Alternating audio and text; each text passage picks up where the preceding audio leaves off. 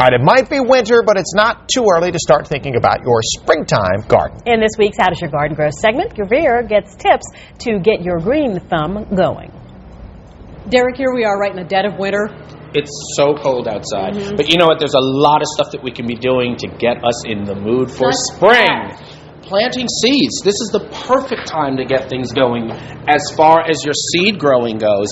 And we're down here again with Joe from Garden District. Hey, Joe. Hi. And, you know, he's got a lot of great ideas for us today, Gravere, because now is absolutely the perfect time to get those seeds started. The economy has been it's been the pits. Yeah. And what better way for a couple of dollar investment to get hundreds of dollars return when you harvest those fruits and vegetables. Okay, let's get to it. Joe, what do we do? What's the first step? Well, first of all, when we're getting started, we have to have our little pea cups.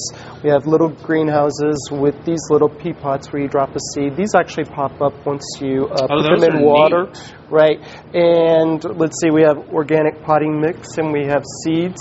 And now's the time to get started between now and March 1. You want to start your seeds 6 to 8 weeks inside before the last frost date, which is May 1 in this region. And do you always start indoors? You can. Okay. But now that it's wintertime, it's a great way to get started in gardening for people who want to actually get started. All right. What about all of the seed selection that we have? Can we do all of these indoors?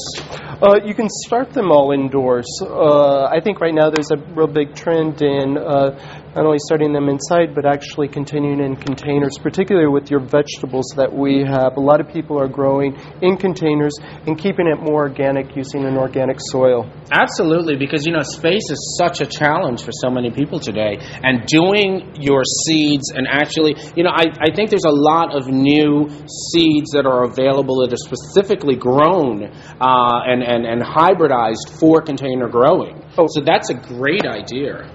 And so once you pick out your seed, Joe, where do we go from here? Do you already have some started? Yeah, I did. I actually started some over here. Oh, this is neat. So, right, when we talk about, I showed you these pea pods, and this is actually how they finish out. They pop up once you get them in water.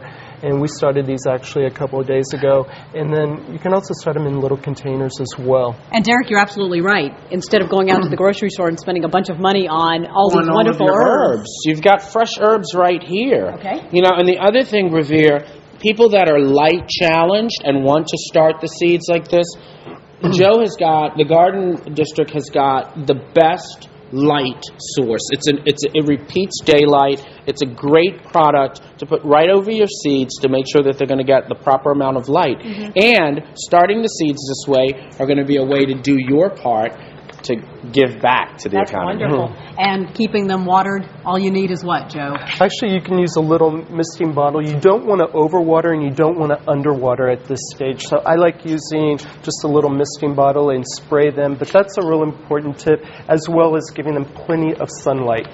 Absolutely. And just imagine, even though it's cold, wonderful. You think of summer. Absolutely. Hey, that's all great, isn't it? Absolutely. Thank you, fellas. Appreciate it. Thank you, Joe. All right, Gravere, gentlemen, thank you so very much.